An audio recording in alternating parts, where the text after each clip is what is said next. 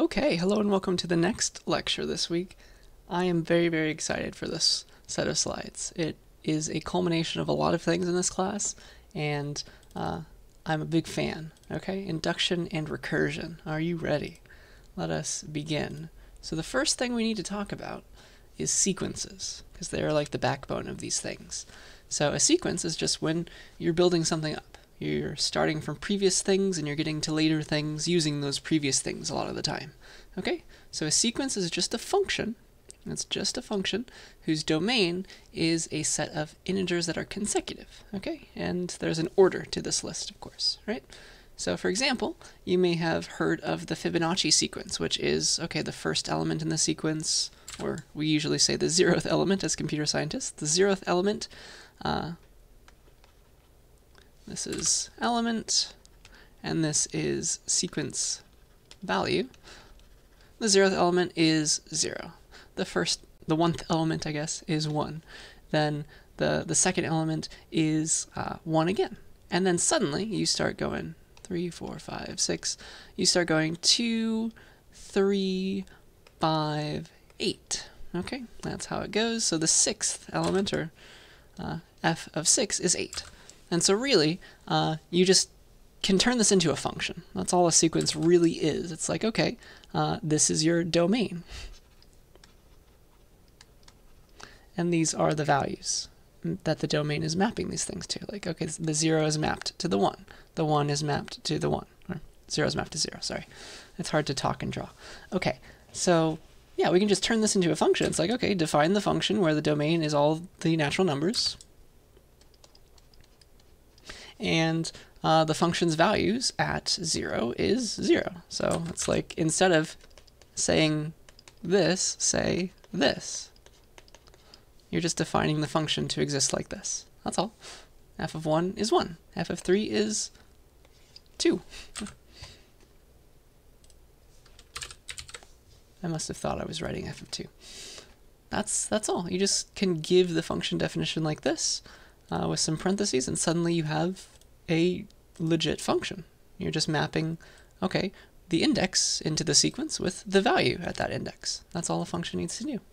Okay, so because it's a sequence, we have special terms for this. We say that each element of the sequence, if the sequence is S, all of its elements are S sub some natural number, those elements are called terms. So this is like the second term of the sequence.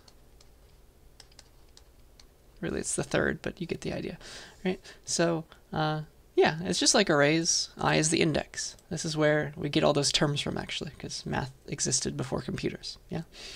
So, here is a fun meme that I found before we talk about more definitions. Just let that sink in. So, all right, we can talk about what sequences are doing, because they are values, and they are ordered, so we can talk about how they change, okay? So we can say that sequences are increasing if for every 2 consecutive indices, no matter where you are in the sequence, k and k plus 1, just look like, here's a value, or maybe I should draw boxes just to make it clear that those are not zeros. Here's some value, a of k, that's, I don't know, 42, and then here's some other value. If it's an increasing sequence, it better be 43 or 44 or something. Is a k plus 1. And every single pair respects this. Like if you try these two, this one's smaller. And that's the idea for an increasing sequence. Okay, so an example of an increasing sequence is, well, every value better be bigger than the last. 43. I can't say 43 again because it's increasing. It better be strictly greater. The next element better be strictly greater than the one that came before it. So I can say 47, 55, 88, etc. So that can be my sequence. That's an increasing sequence.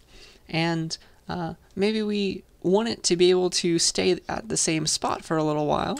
Then we can just say it's non-decreasing, okay? So that'll make it so that the next element just needs to be greater than or equal to the previous, okay? And this is technically another definition of sortedness. Isn't that fun? Everything is coming together. So a non-decreasing sequence would look something like this. You could be 0, 0, 1, 1, 42, 42, whatever you want. You could have 3 4s if you wanted to. and then you can go back to 42, 43, 47. So it's less picky about things than an increasing sequence is, a non-decreasing sequence, because it allows this equal to as well. Okay, and then you have decreasing sequences where the value that comes next better be strictly smaller than the one before it. Okay, so, I don't know, 4, 2, 1, negative 17, negative 42, etc. I think you understand. And then I'm pretty sure you can get a hold of what non-decreasing means. It's like, okay, it's getting smaller or staying the same. Da, da, da. Okay, hopefully that makes sense. That's just ways we can describe sequences that are useful to us. So, we learned this back in like high school, right? All the different kinds of sequences. You can have geometric sequences, arithmetic sequences. Let's talk about geometric first. It's where the previous element of the sequence is used to make the next element. And when it's geometric, it means there's some multiplication going on. There's some kind of ratio, some R, called the common ratio to your book, and that's being multiplied by the previous value to get the next value in the sequence. Okay, that's all. So the sequence doesn't have to be finite. It's like it could just continue on and on forever, keep multiplying by R, but it doesn't have to be like that. So let's pretend that a of 0 is 1 and R is 2. Okay, so that would make 1 times 2 is 2, 2 times 2 is 4, 4 times 2, how do you get the next one? Well, that's 8, 16, 32, so these are powers of 2, geometric sequence. Okay, that's all. So this is A0, and this would be A1, A2, A3, A4. So it's a geometric sequence that also has a closed form in that A of I equals 2 to the I. Yeah, I think that works. We'll get to closed forms later, but that was a fun little aside. So you can also have arithmetic sequences where the operation isn't times to get to the next one, it's plus instead. So there's some kind of difference between these two. D is called the common difference, and so the next element in the sequence is the previous one plus this D value, this common difference value. And the sequence can stop. You can be like, okay, there's only 5 elements.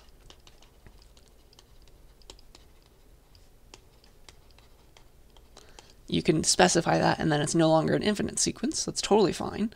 You can say, okay, A0, or I guess we can say B0. Why not? B0 is 2, and D is 2. Okay, so that starts off, B0 is 2, and then to get to the next element in the sequence, we add 2. 2, 4, 6, 8, 10. And there's only 5 elements, so we stop right here on B4. Yeah, B0, B4, we don't go any farther. So that is a finite arithmetic sequence, we can say. Okay, hopefully all these terms are coming back. Nothing too fancy, but we will be using sequences later, so it's good to talk about them. So, okay, here's a sequence, and this is a question for you.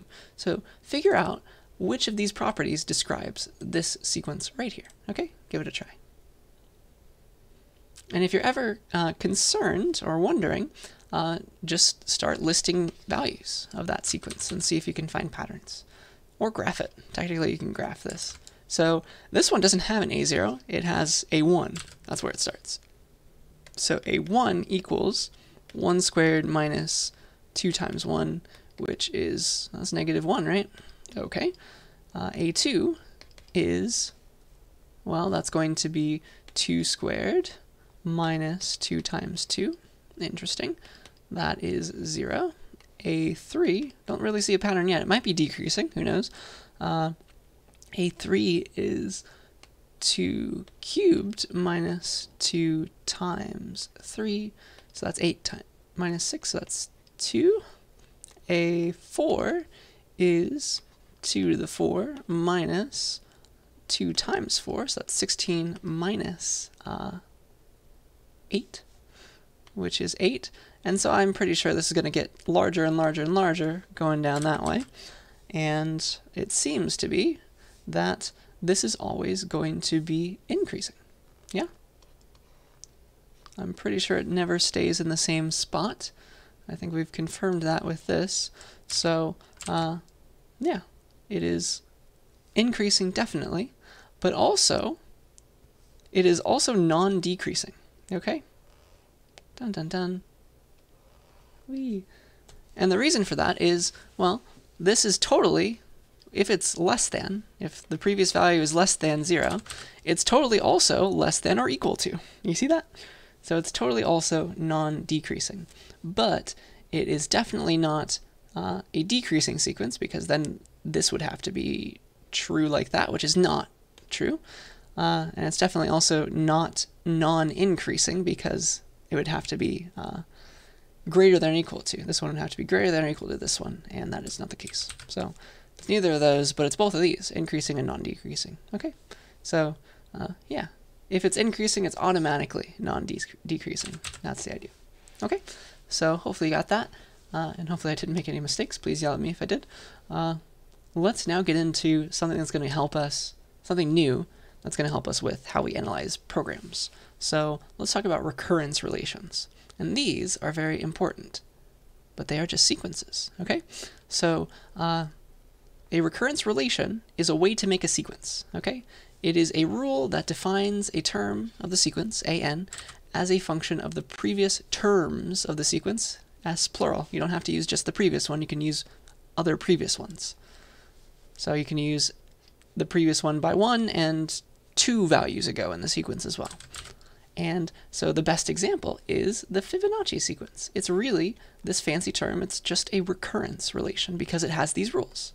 It has these starting conditions. F of 0, the first element of the Fibonacci sequence is 0. The 1th element at index 1 of the sequence is 1. And then every element afterward is defined in this way. F of n, for any n that is not 0 and 1, is f of n minus 1 plus f of n minus 2. And that's wonderful, because that starts us off. 0 and 1 starts us off, and then this one can be obtained from these two previous. It's like, okay, just add them together, boop, right here, and we get 1. And then the next element is the same. It's take the two previous elements of the sequence, f of n minus 1 and f of n minus 2. Here is n minus 1, here's n minus 2. To make this one, we just have to add these together. Bam. You see how the rules are working? And so then it's 3. It makes sense why it's 3, because we just bring these two, add them together, and so on and so forth. Forever and ever, happily ever after.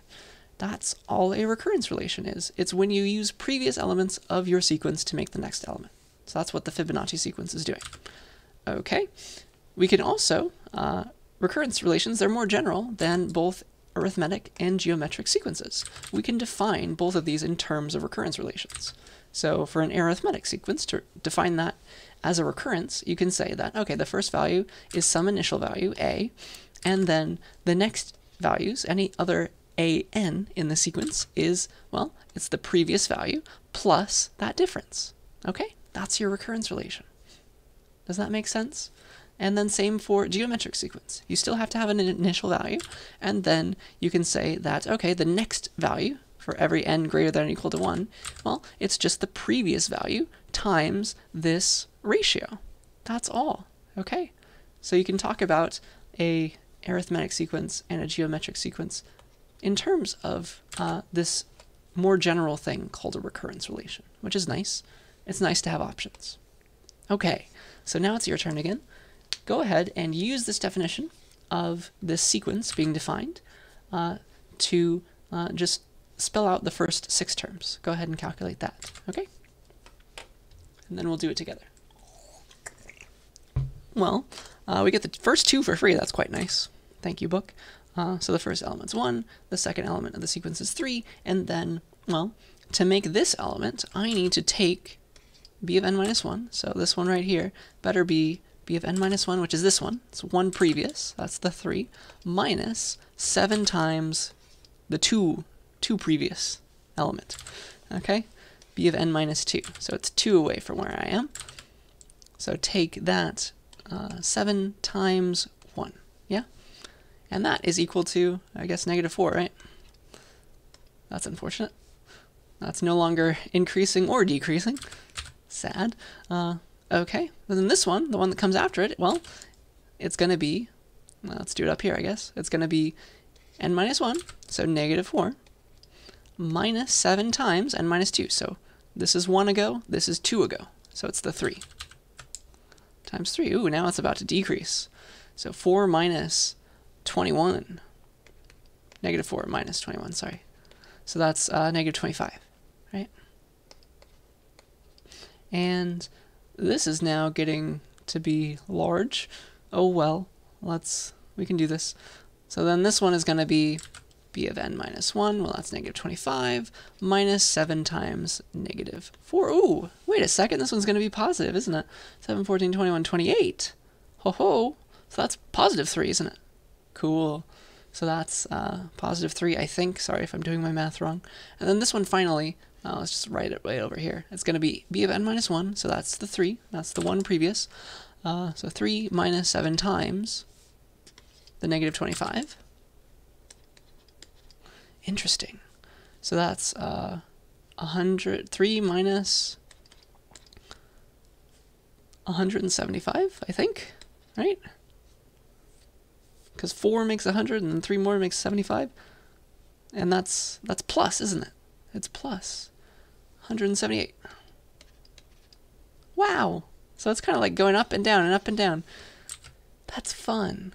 So, sorry if I did my math wrong, but this is what I think the first 6 terms are.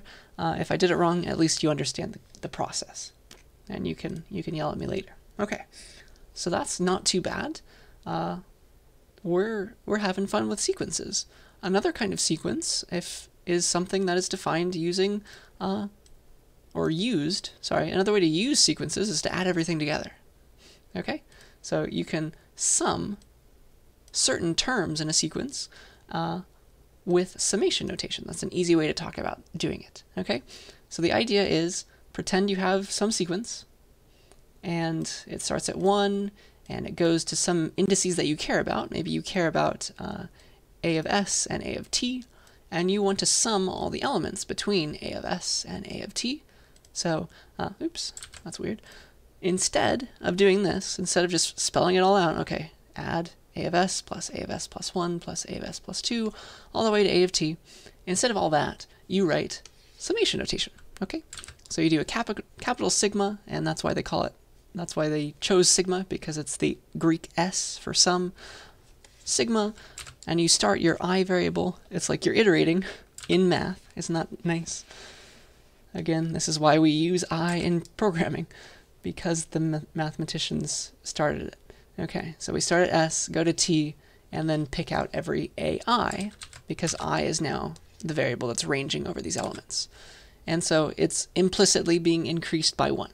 Okay, that's all. So this is shorthand for this whole thing. Sum all the elements of the sequence A, where I ranges between s and t. So that's the start. And it's inclusive, by the way, and that's the end. And you keep the end as well. Okay, so yeah, it's just a mathematical for loop. That's really all it is. So let's talk about how to express first the sum from 2 to 55. So I want to express this right here. 2 plus 3 plus 4 plus 5 plus ... all the way to 55. Maybe take a second and try it. It's going to be a sigma. And then you have to say how you want to start, where you want to go to, and then what actually you're trying to add. Okay? Because this bit gets transformed by the variable that you're using. That's the idea. So I think, well, let's just add I. Add I a bunch of times. The sum of all the i's where I ranges between 2 and 55. That's all. And it doesn't have to be I. We can make it j. Yeah? Again, it's just a for loop in math. J starts at 2. Let's add all the j's, because j will range between 2 and 55. You see that? Inclusive. That's wonderful. Another way that you might be interested in doing things is to parenthesize parts. Instead of 2 plus 3 plus 4 plus 5 all the way to 55, maybe you want to pick out the 2 and like make this the summation and pick out the 2. So there is a trick where you can like transform this into, okay, pick out the first element. That's kind of something you're forced to do. And then it's easy to change it because now you can just start j at 3, go to 55, and nothing bad has happened. Okay, that's how you pick out an element. You can change the indices and take out the element that you care about. Okay, that's going to be important later. So that's summation notation. It's just sum using this iteration variable starting at 2, going to 55, increasing by 1. This is like the definition of your sequence. It can be as complex as you want. It could be like j squared minus 7 if you wanted it to be. But it can just be j as well, because that's all we want. And here is how you can pick out elements of a sequence as well. So it's kind of like you're defining a sequence and using it and summing it. Okay, that is summations. And now I promised closed forms. So sometimes this is all well and good, these summations, but sometimes we can just get one number that is the summation. We have formulas for those, right? That's quite nice. So this is the closed form for the sum of terms in the following arithmetic sequence. When you're summing from the k's starting at 0 to n minus 1, where a is your starting value. So it's always a plus kd. That's how you define the sequence using k, because the first value is a, then the second value is a plus 1 times k, then the second value, the one after that is a plus 2 times k. Yeah, that's wonderful. That's how you can define the sequence using the summation. And I'm telling you that this is the closed form, okay? And you can discover this with math. Let me prove to you the special case, though. Let me prove to you this special case, and then you'll get an idea for why this is working if you've never seen the cool proof before. Okay, so let's pretend that a is 1, d is 1, and n is 5. So we want to sum this. k equals 0 to n minus 1. And I'm saying that n is 5, so instead of n minus 1, I'm going to say 4.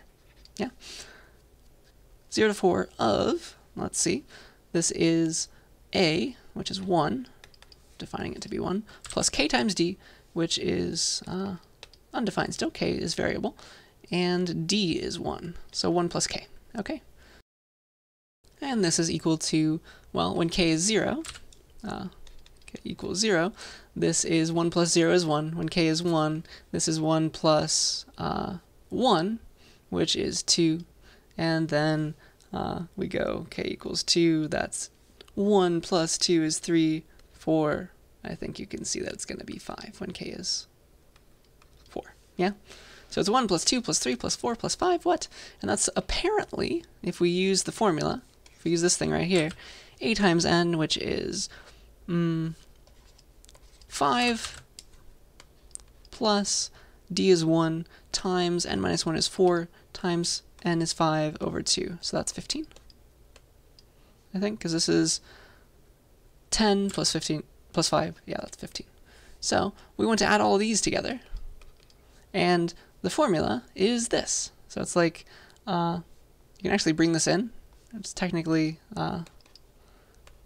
5 times, oh gosh, how do I want to do this? You can technically bring this up here, and that's going to be the secret, right? So this is secretly 10 over 2 plus 4 times 5 over 2, and this is 5 times 2 over 2 plus 4 times 5 over 2. I promise we're getting somewhere with this. And so that's 5 times 4 plus 5 times 2, so that's 6 times 5 over 2. Okay, and here's the secret. You just reverse the sequence and like add it twice. 5 plus 4 plus 3 plus 2 plus 1. And then you add these together. All these elements nicely become 6. And you just have to notice that you used the sequence twice, so you have to divide this answer by 2. So that's 5 times 6 over 2. Yeah, that's my little proof of the hand wavy part of this, of the special case. Okay, so that's that case. Let's try the geometric sequence now. That one is fun as well. So this is saying that, okay, starting at k equals 0 to n minus 1, a times r to the k. So you're summing elements of a geometric sequence. Well, that's just a times r to the n minus 1 over r minus 1. So let me prove you this special case where a is 1, r is 2, and n is 4. Okay, so that's saying we are summing between k equals 0 to 4 of 1 times 2 to the k. Yeah, that's 2 to the k. So that's, well, it's 2 to the 0 plus 2 to the 1 plus 2 to the 2 plus 2 to the 3 plus 2 to the 4. And so that's what we're trying to solve, and apparently it's equal to this, which is 1 times r to the n minus 1, r to the n 2, 4, 8, 16, minus 1 over r minus 1, which is 2 minus 1, which is just 1. So it happens to be 15. Okay, so why in the world does that work? That is the question. So let me show you the secret for this one. What you do is you take this sequence, call it S, and then you multiply it by r, which is 2, right? So you have 2 times 2 to the 0 plus 2 times all this. 2 times 2 to the 0 plus 2 times 2 to the 1 plus 2 times 2 to the 2. It distributes, right?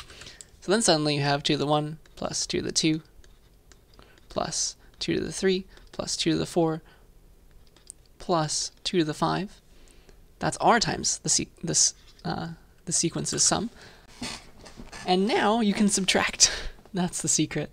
You can say r of s, r times s minus s. Well, that's just this whole thing minus this whole thing. Okay, which is 2 to the 5 plus all this stuff subtracted by all these things. So these cancel, these cancel, these cancel, these cancel, and you're just left with 2 to the 5 and 2 to the 0. Whee! So that's 2 to the 5 minus 2 to the 0, and then you just solve for s. So this is really, dun dun dun, it is r minus 1 times s equals 2 to the 5 minus 2 to the 0 over r minus 1 if we solve for that, okay? And I guess I need a new slide. Darn. Here we go. So, copy this. R minus 1 times s equals 2 to the 5 minus 2 to the 0. Let's get this to go away. And then we'll say that, remember, this is just 2, right? But technically, yeah, that's fine.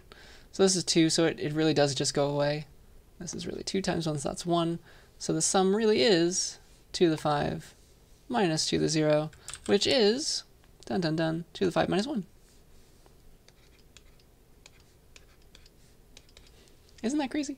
So that's why it works. That's the secret. You gotta just multiply it by r, which I would never think to do. You gotta look that up. But that's the secret. That's why it works. That's some intuition. Okay, so with all that, let's give you a shot now. Try to do the following. Express this sum using summation notation. Okay, sum the squares of the odd integers between 0 and 100. Okay, so give that a try. See how you can write that in summation notation. So my hint is it needs a sigma, yeah? So how do you find the squares of the odd integers? That's crazy. How in the world are you going to do that? Well, the idea is you need to express the odd integers somehow, okay? So you need to find a formula for every odd integer, a way that you're going to expand to that, okay? And it needs to be in terms of some variable. Like we can make it I, but who in the world knows what it's going to start as, and who knows what it's going to end as yet? We're not sure. So I think I would like odd numbers. So I need like 1 plus 2i, yeah? Wouldn't that make sense? Then I'd first have 1, then I'd have 3, then I'd have 5. If I starts at 0, then 1, then 2. Does that make sense? 1 plus 2i would give me the odd numbers from 1 to somewhere if I starts at 0. And then we need to figure out the upper bound. Like when is this done is the question. So 1 plus 2 times 50, that's too many, right? That's 101. So we need one less than that. So we can just use, instead of 50, let's use 49. That can be the last I value. And that will give me this will give me the sum of the odd integers between 0 and 100, yeah? And all we had to do is square those now, okay? I hope you see how I am slowly building up to this. This makes the odd numbers. And then our job was to square those, okay? Hopefully that makes sense. And we figured out the starting point and the ending point just with some trial and error. This was kind of the hardest part, to figure out how to generate the odd numbers using a variable. But you're programmers. You're getting good at this by now. Okay, so that's my answer. There are infinite many of answers, because you can like start I at 1, start I at 55 if you wanted, and adjust this accordingly. Okay, there are an infinite number of correct answers for this. And you have now mastered summations, sequences, etc. And you are ready for the most beautiful concept probably that we're going to learn in this class, which is called mathematical induction. You will be using it forever, and it will be so, so useful to you, I promise. Okay, are you ready? So, we have sequences, yeah? We like those because they can hold a bunch of information in a very tight package. It's like, okay, this is how you express the odd numbers. That's quite nice. We'd like to prove properties about the sequences. And we like to prove properties, therefore, about all the elements that make up the sequence, okay? Already, we can do quite a bit, okay? We can cover many of the existing sequences because they have closed forms, and we can do, like, for all of x, prove that p of x is true. We can do that kind of thing. But there is another tool in the toolbox that we haven't pulled out yet. It's called mathematical induction, okay? And the reason that we'd like it is because sometimes things go wrong, okay? So let me show you an example of a false theorem that looks true, and it's really hard to do this for all x p of x with what we know. Okay, so let's prove this. For all n squared plus n plus 41 is prime. This is not a true theorem. It's not a true statement. There is no there is no formula that gives you all the prime numbers. If there was, you would win a lot of money if you figured that out. So let me show you a few examples, though. So I've pulled up Bracket, and we're going to require math/number theory. That's their library that tells us nice things about this. So we can say, okay, there we go. Let's define our function, f of x, as, or maybe f of n, as n squared plus n plus 41. Hey. Define it to be the sum of n squared, n, and 41, n squared, n, and 41, boop, boop, I think. Yeah? So now, let me show you this. F of, where was it supposed to start? I think 0. For all n, for all natural numbers n maybe, we can say, all right, f of 0. That's 41. Is that prime? There is a nice function that I just included by this library. That's like prime question mark 41. Ooh, it's true. Maybe it is working. F of 1. Ooh, 43. Is 43 prime? Yes, it is. Whoa, this might be a thing. F of 2, 47. Is 47 prime? Yeah, what? Okay, f of 3. 53, ooh. Is 53 prime? Wait a second, this is working. 4. 61. Hey, that's prime too. F of 5. 71. What? That's even prime. So this is doing really, really well. And it does break down, though, I think. I think if it's not 21, is it 20? I'm not sure. Let's try this one. That one's still prime. How about 22 then? 547. It does eventually break. If I can't find it soon, I will show you it in a second. I will go and find it myself. 14, that could very well be prime still. Yeah. 24. But I promise there is no formula for this, so it eventually stops working. You know what we can do? We can do a for loop. For I in range 0 to, I don't know, 50, we can do display, I think will work, prime of f of I.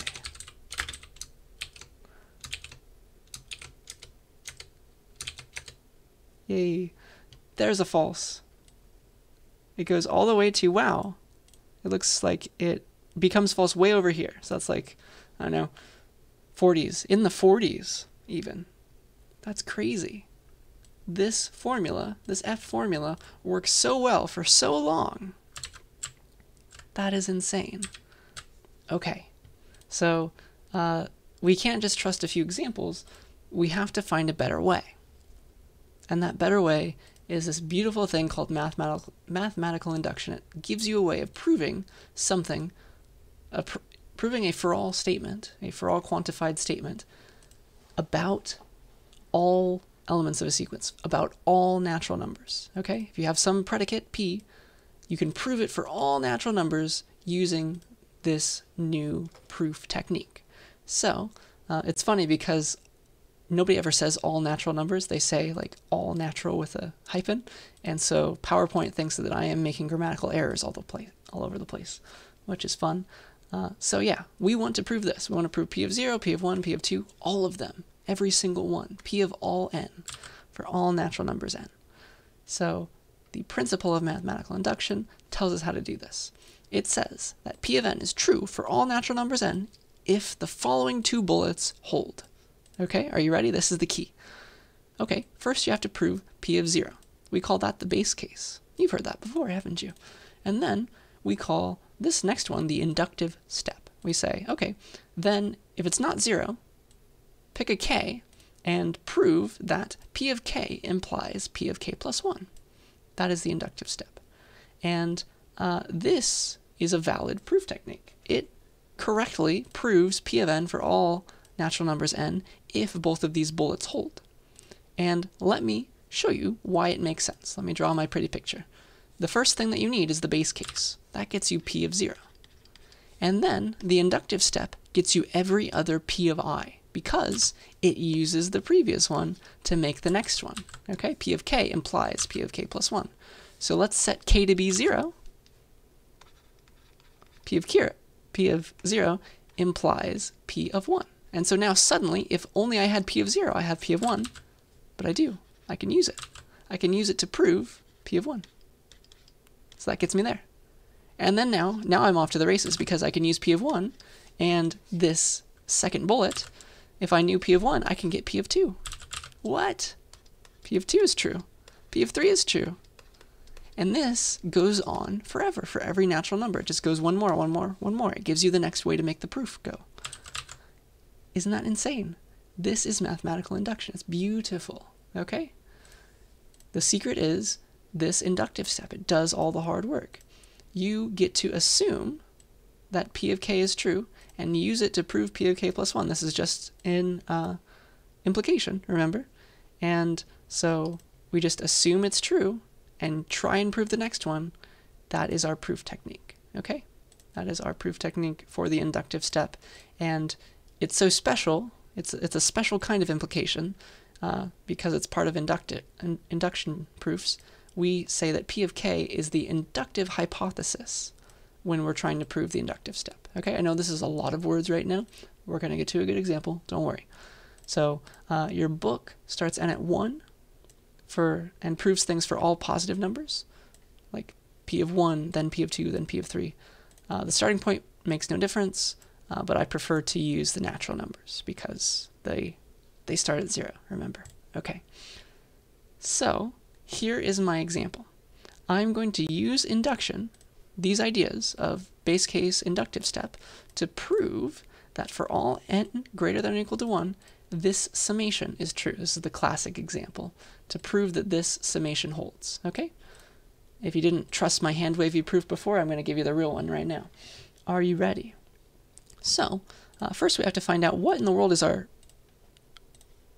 predicate. What is our p of n? So what can we plug in and get it to work? Okay, for all n greater than or equal to 1, this is true. Okay, so this right here is p of n. I hope you can see. This is what we want to prove for all n. Define it to be that. And then we need to prove the base case and the inductive step. Okay, so we need to list them. So the base case, we need to prove that p of 0 is true without any other assumptions. Okay, so p of 0 equals, okay, that's saying that the sum of j equals 1, oh sorry, j equals, it's p of 1 that's our base case because we're starting at 1. Excuse me. J starts at 1, goes to 1, because n is 1. We need to prove that those are equal to, well, n is 1, so 1 times 1 plus 1 is 2, over 2 equals 1. And I think we can, because this, right here, is just sum all the values of j between 1 and 1. J is just 1, yeah. So those are equal, nice little triangle for us, and that proves our base case. Okay? So that's the first part. And then we need to prove the inductive step. And then we will know, beyond a shadow of a doubt, that p of n is true for all n greater than or equal to 1. So the inductive step. We prove that p of k implies p of k plus 1 for all k. Okay, starting at 1. Are you ready? So the proof is, okay, assume p of k is true. We'll use that to prove p of k plus 1. So, by the inductive hypothesis, this is our inductive hypothesis, by the IH, we say, we get, for free, we know that p of k is true. We get to use that to prove that p of k plus 1 is true. We get to know that, okay, j equals 1 up to k is of k times k plus 1, oh sorry, of j, excuse me, is equal to k times k plus 1 over 2. That's nice. We get that for free. And we just need to prove, to show, we need to show that p of k plus 1 is true, which is this. It is, okay, j equals 1 going all the way to k plus 1. We need to show that the sum of all those j's with one extra one is equal to k plus 1 times k plus 2, k plus 1 plus 1, right, over 2. Okay, that's what we need to show, and I've run out of room, so let me make a new slide. Whee! And now let me rewrite everything. We had the inductive hypothesis that we get to use. It is the fact that all these are equal. This sum, maybe I can copy it. This is what we know right now. We can use this later in our proof. And we need to show that this is equal. I might as well just write that out. To show the sum of all the j's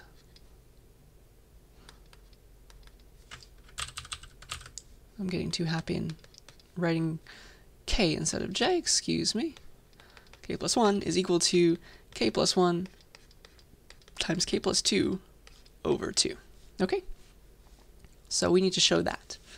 And here's the secret. We can use this if we break up this summation. So j equals 1 to k plus 1 of j is equal to, you can just take out the k plus 1 term. That's equal to, okay, j equals 1 to k of all the j's, and then you just add k plus 1, right, like that. You see that? That's wonderful. And now the beauty is this. This and this are the same, and we have, by our assumption, inequality. Oh man, this is the power of mathematical induction right here. We know now that this is equal to k times k plus 1 over 2 plus k plus 1. And I think I'm just probably going to have to expand this. It's unfortunate. Actually, no, maybe not. We'll find out. We will find out. This is equal to, if I put a 2 on both sides of this, k times k plus 1 over 2 plus 2 times k plus 1 over 2, and I can add them together, equals, how many k plus 1s? K, and then 2 more. Oh man, so it's k plus 2 times k plus 1 over 2. What did I just do? It's anticlimactic, but it worked. Those are the same. QED. We just proved that example. We proved that the summation of all the numbers consecutive between 1 and n is equal to n times n plus 1 over 2. That is our first inductive proof, and it works because we proved p of 0, and we get to assume that p of 0 is true to prove p of 1, and we do have it, so we can use it and get it back. Okay? We can just keep on going down the line to know that p of n is true for every single n. We start with p of 0 and work our way down. That's the beauty of it. Okay? Another nice example is to define the natural numbers. So this is a way of using induction to define things. You can make an inductive definition. This is actually how the natural numbers are defined. The idea is you start with s equals this set right here, and then until the end of time, you take the largest element and you add that element plus 1 back into s. So then you put 1 in. And so now s is equal to 0 and 1. Then you take out the biggest element and you add 1 into it. And so you add 2 into this set. And this is how you can build up the natural numbers one at a time using the previous one, using this inductive definition. Isn't that fun? So we then can prove, we can make sure that it's all going to work. Okay, so like the base case is the fact that 0 is in the natural numbers, and then the inductive step is, I don't expect you to understand how to come up with this yet, but I want to show you that it is inductive. Okay, there's an inductive step. It's like, okay, if n is in n, then n plus 1 is also in the natural numbers. This is the way of inductively defining the natural numbers, in fact. Okay? You just take this for granted, and that makes your set of all the natural numbers. That's fun, isn't it? And so this is where I would like to leave you for now. I'll see you in your lab. I had another example, but I realized that it was way too difficult, so I'm going to skip it and get rid of it and try something else next week. So this was our first taste of mathematical induction. It's the way that we can prove some predicate is true for all the natural numbers, or all numbers starting at some value, maybe like 2 or something, all the way onwards. Because we can start at the base case, and once we have that, the implication gives us everybody else until the end of time. It's wonderful. So these 2 examples are nice, fun ones, and I have some more for you next time. So I will see you in your lab, and then after that, I will see you next week.